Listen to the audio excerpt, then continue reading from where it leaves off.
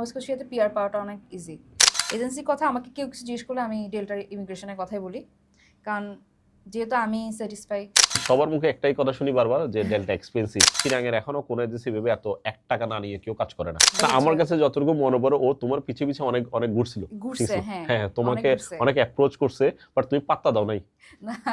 Visa হওয়ার পরে বিয়েটা হচ্ছে আমাদের। হ্যাঁ, পড়া করতেছিল যে পিজিডি প্রোগ্রামে, পোস্ট গ্রাজুয়েট ডিপ্লোমা। তো পোস্ট গ্রাজুয়েট ডিপ্লোমাতে হচ্ছে কি ওরা কি দিচ্ছিল না, স্টুডেন্ট মানে স্পাউস অ্যালাউ করতেছিল না। আসসালামু আলাইকুম। আমাদের রিসেন্ট স্পাউস ভিসা হয়েছে কানাডাতে। আমাদের আপু ফারজানা আরবি মিলা। সো ও হচ্ছে কি আমাদের স্টুডেন্ট শামসুর রহমান শুভর ওয়াইফ। শান্ত, ডাকনাম শান্ত। সো আমরা তো আসলে অফিসিয়াল নামটা ইউজ করি সবসময়, তারপর ওর ওয়াইফ হয়তো আদর করে ডাকে, তার জন্য শান্ত। আচ্ছা, তো আমি তোমাকে কি সুরবি নাকি আরবি নাকি কোন নামে ডাকবো? মিলাও বলতে পারেন। আচ্ছা আচ্ছা আচ্ছা। তো মিলা হচ্ছে কি, আমি আসলে তোমার অনেক নাম, কোনো অফিসিয়াল নেম লয়ারের সাথে কথা বলতে হয় তখন ফারজানা ডাকি, ঠিক আছে? তো লয়ারকে আবার হচ্ছে অফিসিয়াল নেমটা বলতে হয়। আচ্ছা, তো ফার্স্ট হচ্ছে তুমি ডেল্টাকে কিভাবে পাইছো? ডেল্টাকে পাইছি হচ্ছে আমার হাজব্যান্ড ডেল্টার মাধ্যমে অ্যাপ্লাই করছে। ও ডেল্টার মাধ্যমেই হচ্ছে এই 3 বছর আগে কানাডাতে গেছে।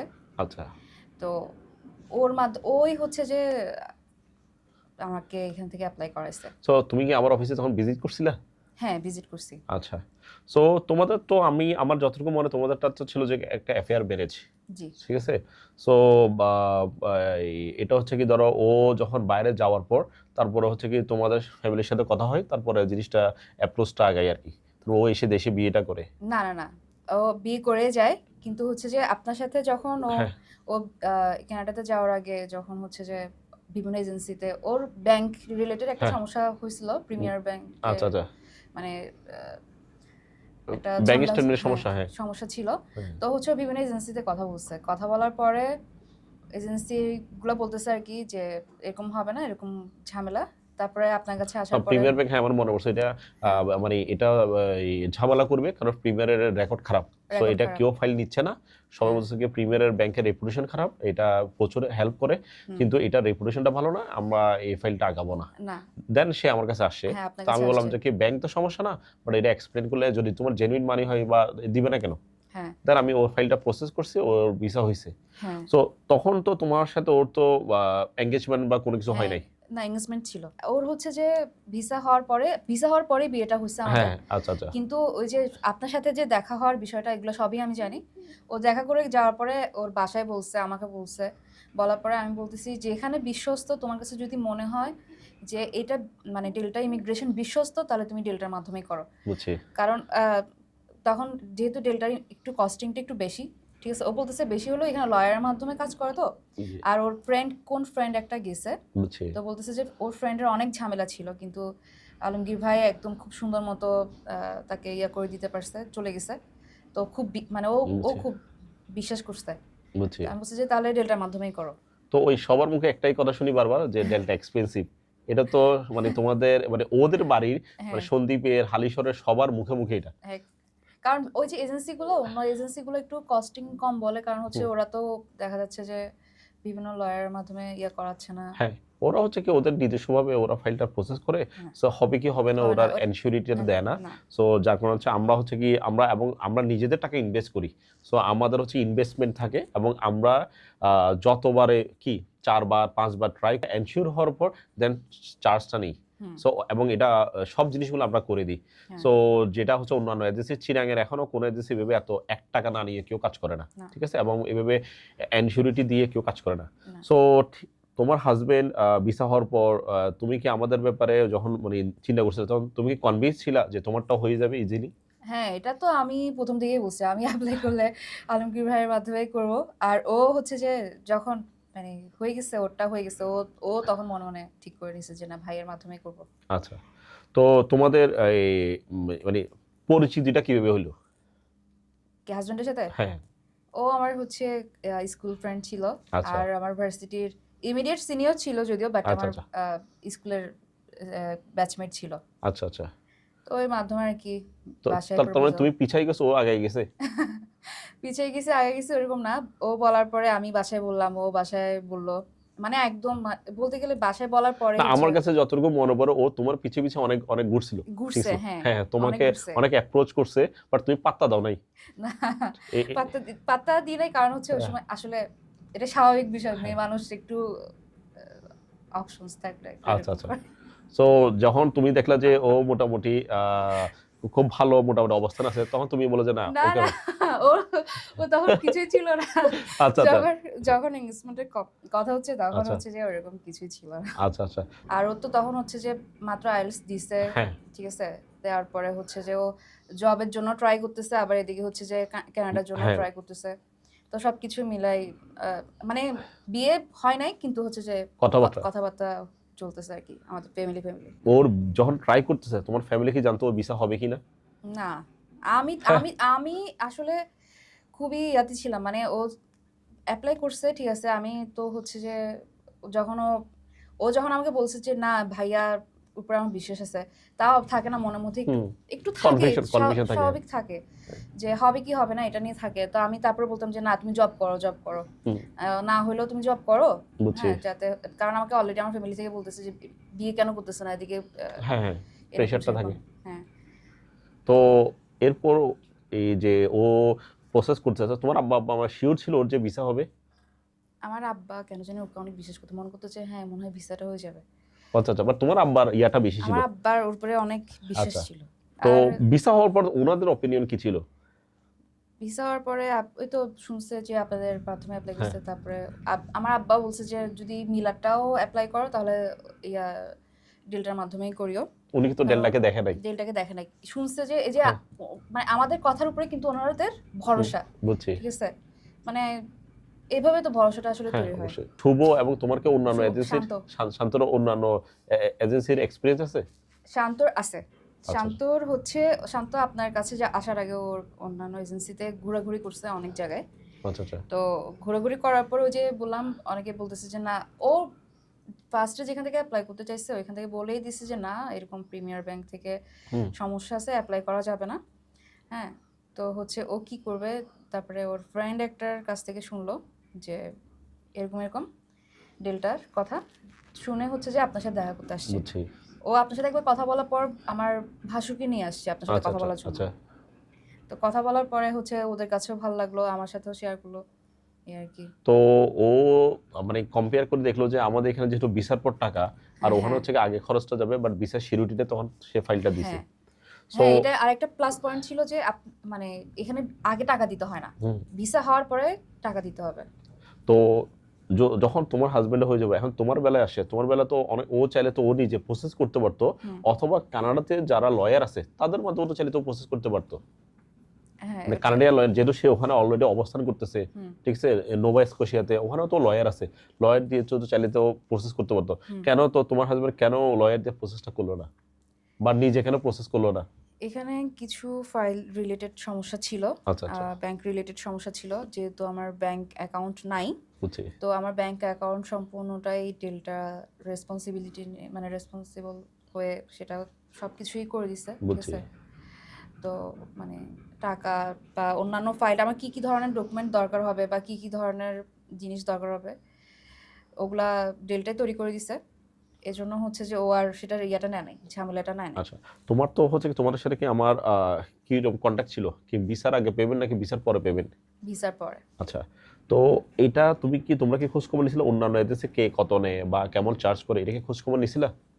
এটা হচ্ছে না, যেহেতু আমার হাজব্যান্ড আগে খোঁজ খবর ওর যখন সময় ছিল তখনও করছে, যেহেতু আমি আর অন্য কোথাও যাই নাই।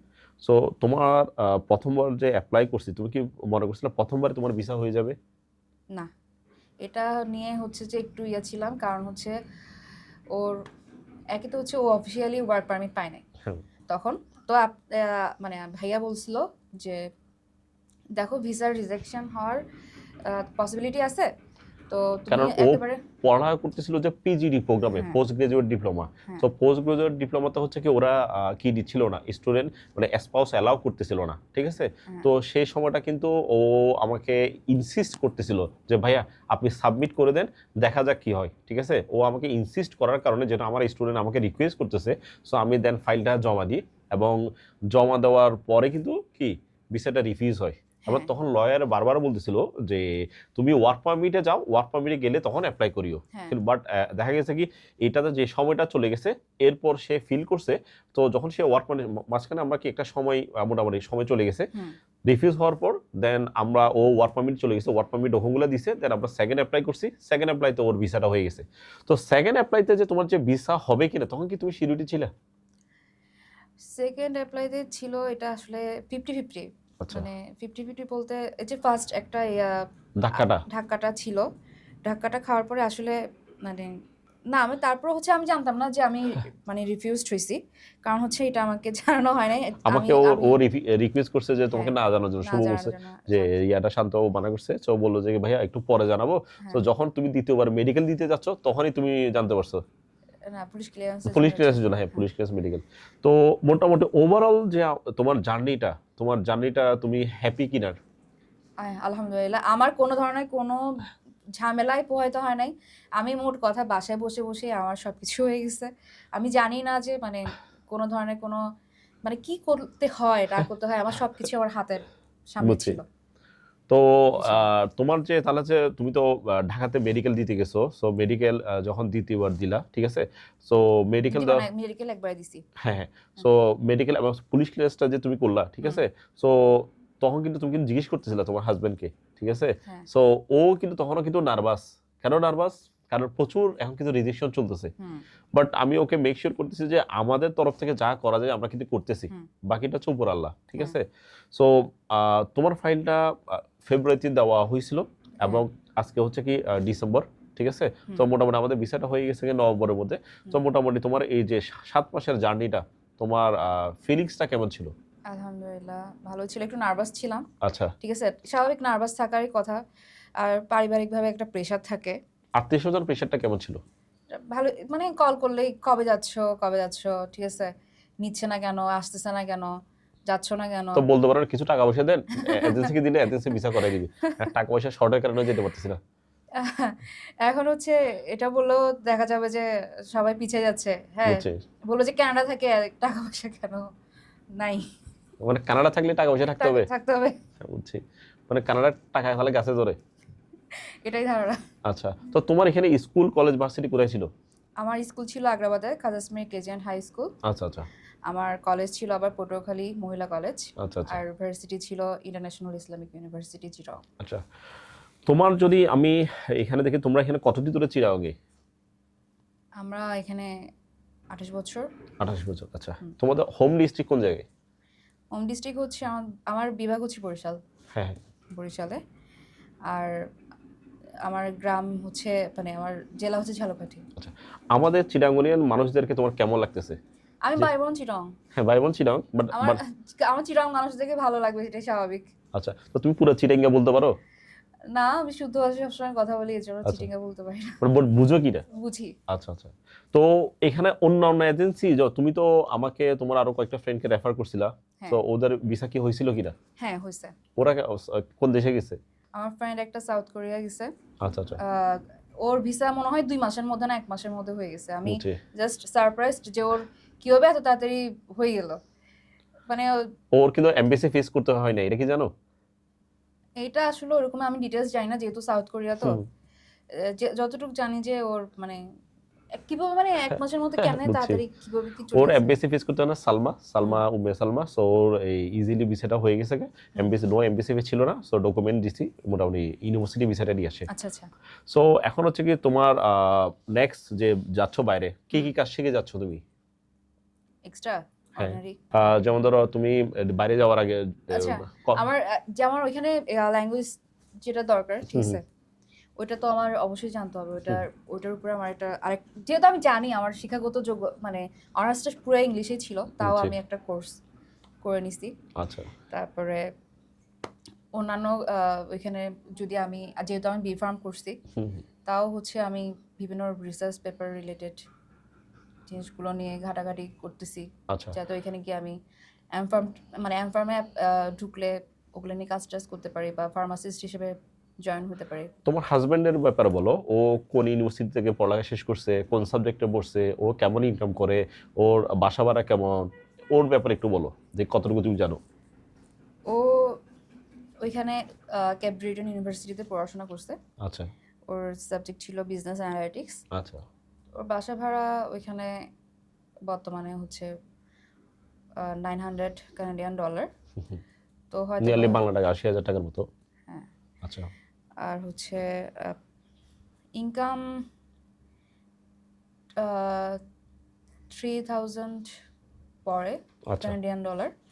এখন নিয়ারলি 2,40,000 হ্যাঁ। কি 80 টাকা। আচ্ছা এখন ট্যাক্স কেটে যেটা পড়ে আর কি আচ্ছা, মানে ওদের এখানে তো প্রত্যেক ইয়াতে পেমেন্টের ও ট্যাক্স। হ্যাপি কিনা, ও চলতে পারতেছে কিনা, হ্যাঁ, হ্যাঁ, মানে বাংলাদেশ থেকে কোনো আলহামদুলিল্লাহ। টাকা নিতে হয় কিনা, বাংলাদেশ থেকে বা তুমি কোনো টাকা দাও কিনা? না, উল্টো টাকা দেয়। আচ্ছা আচ্ছা। তো ওর আব্বা মাকে কি টাকা দেয়? হ্যাঁ দেয়, আচ্ছা, প্রতি ঈদে দেয় নাকি সবসময় দেয়? সবসময় দেয় মাসে। আচ্ছা আচ্ছা, তার মানে ও মোটামুটি খুবই সলভেন্ট তাহলে। হ্যাঁ। আচ্ছা, সো ওর যে এখন যে ওয়ার্ক পারমিট আছে, সো ওয়ার্ক পারমিটের পর ওর পরিকল্পনা কি? ওয়ার্ক পারমিট ও এখন পিআর এর জন্য অ্যাপ্লাই করছে। আচ্ছা আচ্ছা, তো পিআর জন্য এখন পিআরটা একটু লেন্দি হয়ে গেছে ওইখানে, বুঝছি।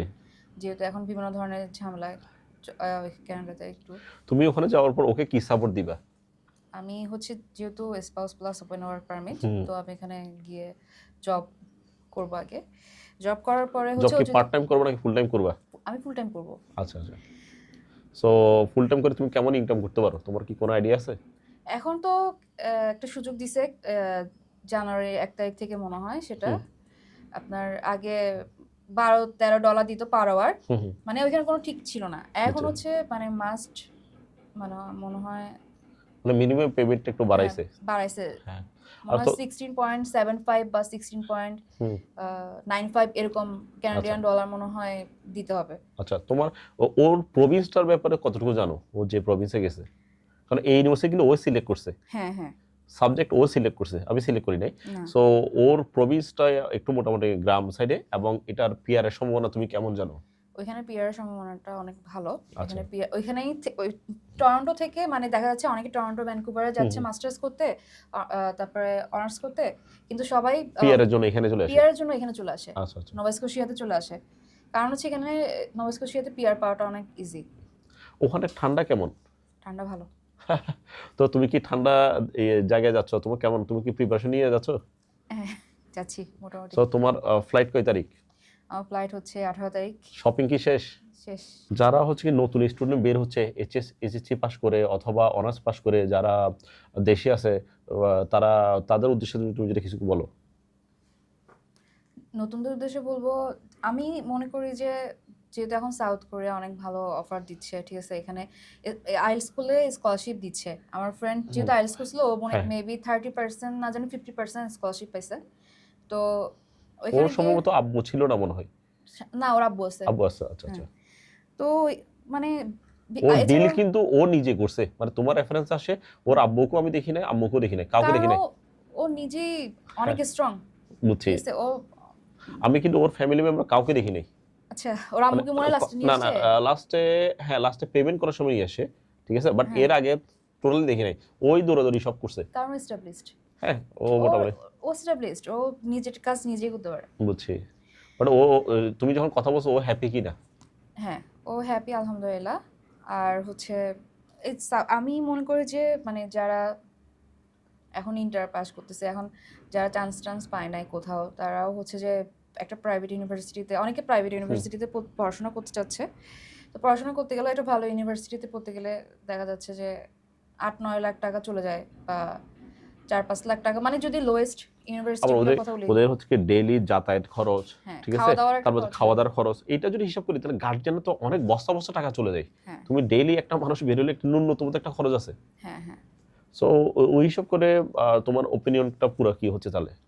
আমার মতে যদি ওরকম একটু ইয়া থাকে, মানে মোটামুটি সচ্ছলতা। সচ্ছলতা থাকে, তাহলে হচ্ছে যে সাউথ কোরিয়া একটা ভালো অপশন হতে পারে। আর না হলে হচ্ছে, আর যদি অনার্স শেষ করে যেতে চায়, ঠিক আছে, তাহলে এখন তো কি বলে, আমি কানাডা বলবো। এখন কানাডা বললেও হচ্ছে কানাডাতে অনেক রিজেকশন থাকলেও কিছু কিছু প্রোগ্রাম সিলেক্ট করে যেতে হবে। এছাড়া ভাইয়ার সাথে কথা বলে ভাইয়া বলে দিবে যে কি কি ধরনের কান্ট্রিতে গেলে ভালো হবে। তুমি যেমন- এবং তোমার হাজবেন্ড যারা ফিউচারে তোমাদের প্রভিন্সের ছেলেমেয়েরা যাবে, তোমরা হেল্প করবা কিনা? ইনশাল্লাহ। রিসিভ করা, বাসা ঠিক করে দেওয়া, জবের ব্যাপারে, কারণ তোমরা তোমাদের সিনিয়র হয়ে যাবে। ইনশাল্লাহ। তো তোমার ডেল্টার ওভারঅল সার্ভিস এবং অন্যান্য এজেন্সি মানে কম্প্যারিজন যদি তুমি যদি একটু শেয়ার করো, বা তোমার কাছে কি মনে হয়েছে? অনেক ফ্রেন্ড সার্কেল তোমার আছে যে অন্যান্য এজেন্সি দিয়ে কাজ করাচ্ছে বা প্রসেস করছে, কি পার্থক্যটা তুমি খুঁজে পাইছো? আমার যখন যেরকম প্রয়োজন হয়েছে বা আমার যখন যেটা জানার প্রয়োজন হয়েছে, ভাইয়া যথেষ্ট হেল্প করছে। আর অ্যাফ্রোটের কথা যদি বলতে চাই, এটা মানে যথার্থ মানে যথার্থ এফোর্ট দেওয়া হয়। মানে যা ডকুমেন্ট দরকার হয় বা যত কিছু দরকার আছে, আমার কোনো কষ্ট করতে হয় না, একদম সত্যি কথা।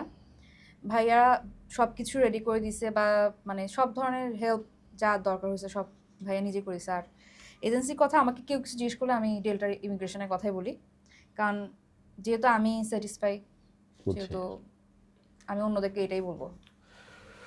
তো এই হচ্ছে ফারজানা আরবির গল্প। এরকম শত শত গল্প আমরা গত 10 বছর ধরে তৈরি করে আসছি, এবং অদূর ভবিষ্যতেও আমরা এরকম আরো গল্প তৈরি করার চেষ্টা করে যাব। বাকিটা উপর আল্লাহ। তো আজকে এই পর্যন্তই, কথা হবে, দেখা হবে নেক্সট ভিডিওতে। আসসালামু আলাইকুম।